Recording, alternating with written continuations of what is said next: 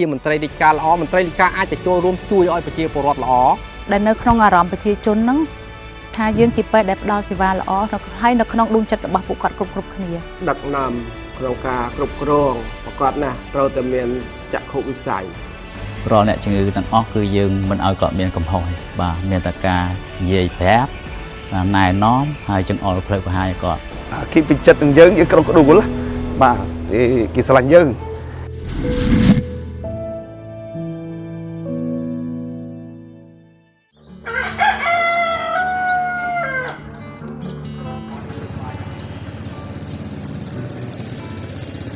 នេះគឺលោកលីថុនគឺជានាយកអនុវិទ្យាល័យសង្គមថ្មីអនុវិទ្យាល័យនេះស្ថិតនៅក្នុងស្រុកសង្គមថ្មីដែលមានចម្ងាយប្រមាណ40គីឡូម៉ែត្រពីក្រុងត្បៃមានជ័យនៃខេត្តព្រះវិហារលោកគ្រូថុនបានចាប់ផ្ដើមអាជីពជាគ្រូបង្រៀនតាំងពីដើមទសវត្សរ៍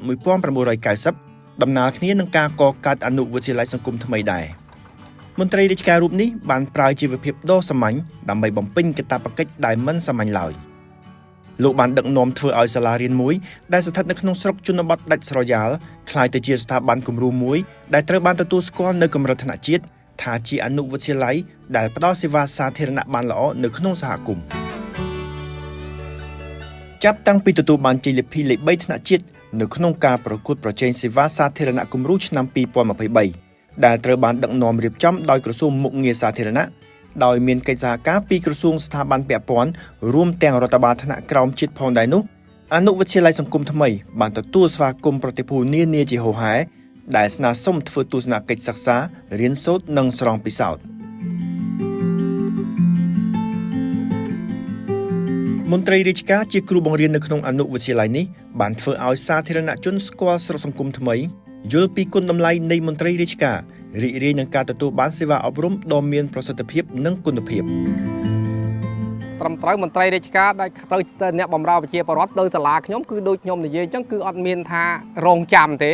បើរងចាំគឺខ្ញុំរងចាំនៅជាមួយគ្នាគឺធ្វើកិច្ចការឲ្យគាត់ដូចខ្ញុំថាយ៉ាងយូរ15នាទីទៅ20នាទីលើកឡើងទៅនេះគឺត្រូវតែទាន់ពេលវេលាមកដល់គឺចាត់ចែងធ្វើព្រោះមានអ្នកប្រចាំការនៅពេលដែលគាត់ដឹងថាមន្ត្រីរាជការជួយបានដល់សហគមន៍ច្រើនជួយដល់ប្រជាពលរដ្ឋច្រើនពេលហ្នឹងគាត់នឹងឲ្យតម្លៃជាក់ស្ដែងដូចនៅសាលារៀនយើងខ្ញុំបាទក្រោយពីមកបណ្ដុះបណ្ដាលសិស្សទាំងអស់នោះបានមានចំណេះដឹងយកទៅក្នុងសហគមន៍ហើយសិស្សផ្លាស់ប្ដូរអរិយាប័ត្របាទពេលនោះឯងដែលមន្ត្រីរាជប្រជាពលរដ្ឋទាំងអស់ឲ្យតម្លៃមន្ត្រីរាជការរហូតដល់សប្តាហ៍ថ្ងៃនេះខ្លួនខ្ញុំហ្នឹងគឺ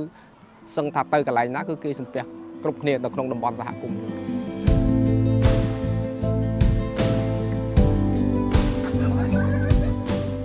ការដ្ឋានស្នូលមួយក្នុងកំណែទម្រង់រដ្ឋបាលសាធារណៈគឺកំណែទម្រង់សេវាសាធារណៈឲ្យមានប្រសិទ្ធភាពនិងគុណភាពដោយផ្លាស់ប្ដូរអរិយាប័ត្រនិងផ្នត់គំនិតពីភាពជាអ្នកត្រួតត្រា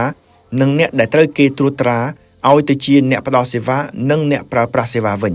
ក្នុងន័យនេះនៅក្នុងក្របខ័ណ្ឌនៃរដ្ឋបាលសាធារណៈរាជរដ្ឋាភិបាលបានជំរុញនិងលើកទឹកចិត្តឲ្យមន្ត្រីរាជការធ្វើខ្លួនជាអ្នកផ្ដល់សេវាដ៏មានប្រសិទ្ធភាពជូនប្រជាពលរដ្ឋ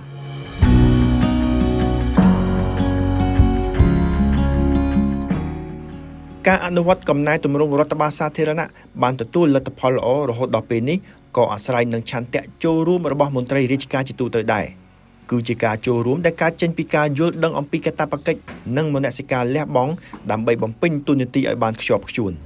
តួយ៉ាងដូចលោកឈៀងសុកអូនដែលជាប្រធានមណ្ឌលសុខភាពថ្មក្រែនៃខេត្តក្រចេះនេះជាដើមលោកសុកអូនបានចាប់ផ្ដើមអាជីពជាបុគ្គលិកសុខាភិបាលនៅមន្ទីរសុខាភិបាលខេត្តក្រចេះតាំងពីឆ្នាំ1995ឆ្លងកាត់ការផ្លាស់ប្ដូរកន្លែងធ្វើការជាច្រើននៅក្នុងក្របខ័ណ្ឌសុខាភិបាលលោកសុកអូនក៏បានមកដល់មណ្ឌលសុខភាពថ្មក្រែនៅក្នុងឆ្នាំ2008នៅឆ្នាំ2010លោកទទួលបានការតែងតាំងជាប្រធានមណ្ឌលសុខភាពថ្មក្រែលោកបដិញ្ញាចិត្តបំពេញតួនាទីភារកិច្ចជាមន្ត្រីសុខាភិបាលគឺមិនត្រឹមតែចង់ឃើញពលរដ្ឋនៅក្នុងសហគមន៍របស់លោកមានសុខភាពមាំមួនតែប៉ុណ្ណោះទេលោកចង់ឃើញពលរដ្ឋរបស់លោកមានជីវភាពរីកចម្រើនទៀតផង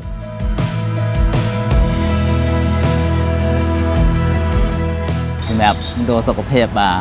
យើងដឹងហើយមណ្ឌលសុខភាពគឺជាទីកន្លែងផ្ដល់សេវាសំណុំសុខភាពបរិមាប៉ុន្តែគ្រប់ជំងឺទាំងអស់គឺបានចម្រុះចូលនៅក្នុងមណ្ឌលសុខភាពបាទអញ្ចឹងការលះបង់ទាំងពេលវេលាទាំងការចំណាយថវិកាបាទគឺយើងបានលះបង់សម្រាប់មណ្ឌលសុខភាពបាទដូចជាមណ្ឌលសុខភាព មកហែខ្ញុំនេះបាទគឺយើងបានតតលះបងមែនតែនហើយបានអាចខ្លាយទៅជាមណ្ឌលសុខភាពគំរូបាទមើលទៅស្ថានភាពចាក់ស្ដែងឥឡូវនេះគាត់បានផ្ដល់តម្លៃឲ្យបុគ្គលិកបាទដោយសារគាត់ផ្លាស់ប្ដូរពីគាត់ប្រើប្រាស់សេវាឯកជនហើយគាត់មកទទួលសេវានៅមណ្ឌលសុខភាពបាទជាពិសេសអ្នកជំងឺមួយចំនួនដែលគាត់ធ្លាប់ព្យាបាលនៅមន្ទីរពេទ្យខេត្តឬក៏ព្យាបាលនៅសេវាឯកជនខ្លះគាត់បែរជាត្រឡប់មកទទួលសេវានៅមណ្ឌលសុខភាពវិញជាពិសេសជំងឺមិនឆ្លងដូចជាជំងឺទឹកនោមផ្អែមជំងឺលើសស្ពាតឈាម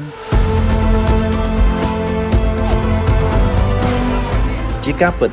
ការផ្លាស់ប្ដូរនេះមិនបានកើតឡើងដោយចៃដន្យឡើយ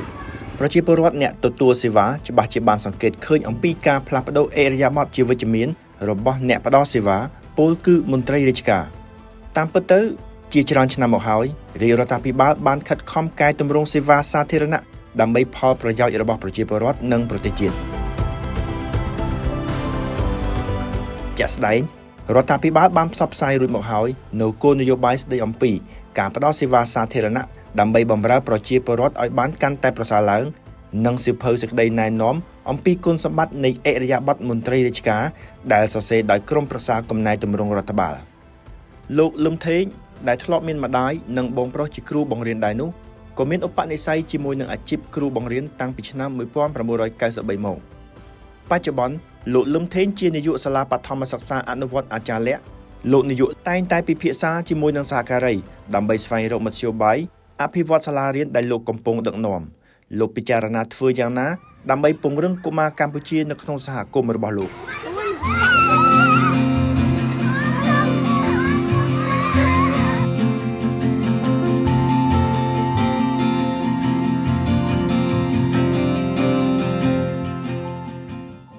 ខ្ញុំគិតថាខ្ញុំត្រូវតែតស៊ូនៅក្នុងឆាកជីវិតនៅគ្រូបរិញ្ញាប្រឡូកនៅគ្រូបរិញ្ញានេះព្រោះមើលទៅឃើញថាវាល្អមួយយ៉ាងដែរហើយណាមួយមេដាបេដាសិស្សគាត់សនំពរខ្ញុំសូមឲ្យខ្ញុំហ្នឹងដឹកនាំឲ្យសាលាហ្នឹងឲ្យល្អព្រោះគាត់ថាសើបាទសើយើងហើយខ្ញុំបើនិយាយទៅយើងវានេះដែរវាគិតពីចិត្តនឹងយើងក្រុមក្ដួលបាទគេស្រឡាញ់យើងឃើញយើងដឹកនាំល្អអញ្ចឹងទៅយើងគាត់ថាចង់ថានៅនេះទៀតដឹកនាំដើម្បីឲ្យសាលាហ្នឹងវាល្អលើសគេនៅកំពង់ធំហ្នឹងហើយនឹងប្រឡូកជាមួយនឹងខេត្តដទៃទៀតណា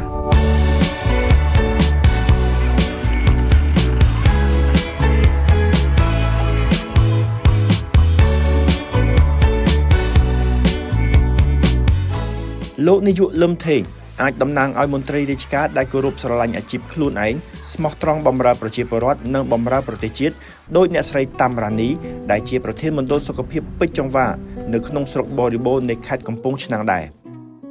អ្នកស្រីរ៉ានីបានបញ្ចប់ការសិក្សានៅសាលាបច្ចេកទេសថែទាំវិទ្យាសាស្ត្រនៅក្នុងរាជធានីភ្នំពេញនៅឆ្នាំ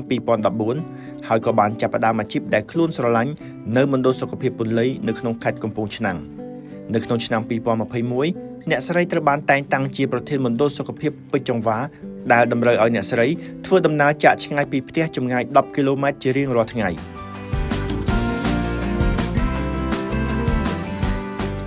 ការប្រកបវិជ្ជាជីវៈគឺជារឿងមួយប៉ុន្តែការពង្រឹងក្រមសីលធម៌បង្កើនប្រសិទ្ធភាពសេវារបស់មណ្ឌលសុខភាពនិងបង្កើនគុណតម្លៃគ្រូពេទ្យគឺជាអ្វីដែលអ្នកគ្រូពេទ្យរ៉ានីត្រូវយកចិត្តទុកដាក់ដូច្នេះហើយអ្នកស្រីបានសម្រេចចិត្តដឹកនាំក្រុមការងារយកអង្គភាពរបស់អ្នកស្រីចូលរួមប្រកួតសេវាសាធារណៈគំរូឆ្នាំ2023រហូតជាប់ចំណាត់ថ្នាក់លេខ5នៅទូទាំងប្រទេសក្រោយពីយើងខិតខំប្រឹងផ្ដល់សេវានឹងឲ្យកាន់តែប្រសើរហើយទទួលបានជ័យលាភីមកឃើញថាពេលយើងតាណាតាណីចឹងទៅគាត់ឃើញអ្នកគ្រូពេទ្យជំរាបសួរអីលេខកាត់ចឹងទៅគាត់ថាគាត់ចាប់អារម្មណ៍យ៉ាងច្រើនជាងមុនហើយក៏មើលទៅគាត់ឲ្យតម្លៃមកមណ្ឌលសុខភាពនឹងបានច្រើនជាងមុនផងដែរប្រជាជនឲ្យគាត់ផ្ដល់ឲ្យមណ្ឌលសុខភាពនឹងគឺផ្ដើមចេញពីបុគ្គលិកនៅក្នុងមណ្ឌលសុខភាពនឹងជាចម្បងអញ្ចឹងបើចង់ឲ្យអ្នកដទៃផ្ដល់តម្លៃឲ្យយើងតើយើងផ្ដល់តម្លៃខ្លួនឯងជាមុនសិននៅមានមន្ត្រីរាជការជាច្រើនទៀតដែលមិនត្រឹមតែខិតខំអនុវត្តទូនាទីភារកិច្ចរបស់ខ្លួនដោយសេចក្តីស្រឡាញ់ពេញចិត្តនោះទេប៉ុន្តែថែមទាំងគិតគូរដឹកនាំអភិវឌ្ឍស្ថាប័នរបស់ខ្លួនឲ្យកាន់តែរីកចម្រើនដើម្បីសហគមន៍របស់ពួកគេទៀតផង។ សាលាបឋមសិក្សាវត្តចែងដែលស្ថិតនៅក្នុងឃុំអូដំបងមួយក្នុងស្រុកសង្កែនៃខេត្តបាត់ដំបងបានទទួលជ័យលាភីលេខ 7 នៅក្នុងការប្រកួតប្រជែងសេវាសាធារណគំរូឆ្នាំ 2023 លោកសុនសម្បត្តិដែលជានាយកសាលាបឋមសិក្សានេះបានពេញចិត្តនឹងចំណាត់ថ្នាក់នេះណាស់ពីព្រោះសម្រាប់លោកឈ្មោះថាជាសាលារៀននៅជនបទលោកមិនបានហ៊ានរំពឹងថាដំណើរការផ្ដល់សេវានិងការគ្រប់គ្រងសាលារៀនរបស់លោកអាចប្រកួតប្រជែងនិងបានល្អប្រសើរជាងអង្គភាពនៅតាមទីប្រជុំជនធំៗឡើយប៉ុន្តែផ្ទុយទៅវិញលោកបាននាំកិត្តិយសជូនអង្គភាពសហការីសិស្សានុសិស្សអាជ្ញាធរនិងសហគមន៍របស់លោកគ្រាន់តែព្យាយាមឲ្យអស់លទ្ធភាពដើម្បីសាលារៀនរបស់លោកក្លាយទៅជាថ្នាលដ៏ល្អសម្រាប់កុមារនៅក្នុងសហគមន៍ ភូមិមួយត្រូវតែមានសាលាមួយល្អទើបជាថ្នាលល្អ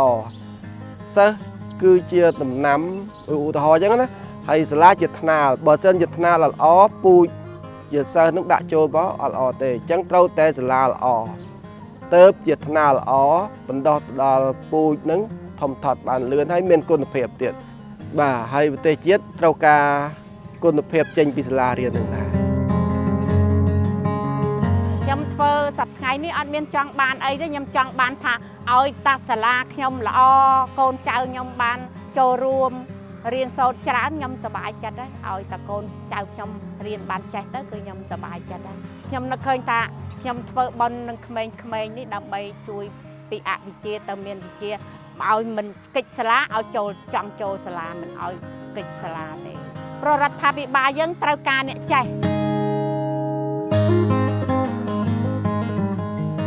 តាមពិតគឺមន្ត្រីរាជការនិងអ្នកផ្ដល់សេវានៅថ្នាក់មូលដ្ឋាននេះហើយដែលជាកម្លាំងអភិវឌ្ឍពិតប្រាកដរបស់សហគមន៍ធ្វើឲ្យសហគមន៍រីកចម្រើនកាត់បន្ថយភាពក្រីក្រសម្បូរអ្នកចេះដឹងធ្វើឲ្យពលរដ្ឋមានសុខភាពល្អនិងមានជីវភាពរុងរឿងសម្បូរសប្បាយមន្ត្រីរាជការពិតជាបានរួមចំណែកនៅក្នុងការអភិវឌ្ឍប្រទេសកម្ពុជាមួយឲ្យមានវិបុលភាព បើតាមការសង្កេតរបស់ខ្ញុំគឺប្រជាប្រដ្ឋឲ្យតម្លៃទៅលើអាជីពជាគ្រូបង្រៀននេះជាច្រើន គាត់តែប្រឡងជឿរើគ្រូប៉ុណ្ណាចង់ចូលគ្រូសងៃដោយសារមានតម្លៃខ្ពស់តម្លៃល្អអញ្ចឹងគេចង់ចូលប៉ុន្តែឲ្យតែប្រឡងជាប់ នាងខ្ញុំខំខិតខំដោយមុះមុតបដិញ្ញាចិត្តយ៉ាងខ្លាំងដើម្បីឲ្យការងារក្នុងការវិស័យសុខាភិបាលនេះគឺបានជោគជ័យទៅមុខ ហើយមួយទៀតកុំឲ្យគាត់ចំណាយថវិកាច្រើនទៅលើសេវាឯកជនពេលគាត់មានបញ្ហាសុខភាពបាទគឺសំខាន់គឺកាត់បន្ថយភាពក្រីក្រនៅក្នុងសហគមន៍របស់ខ្ញុំ ចឹងបានខ្ញុំនៅតែមានគំនិតប្រឹងប្រែងលើការកសាងធនធានមនុស្សខ្ញុំបាននិយាយជារឿយៗខ្ញុំថាគ្មានអ្វីល្អជាជាងធនធានមនុស្សទេមនុស្សចេះប្រទេសជាតិរីកចម្រើនដោយកលេចទៅមើលប្រទេសគេសុទ្ធតែអ្នកចេះដើម្បីរីកចម្រើនខ្ញុំគិតអញ្ចឹង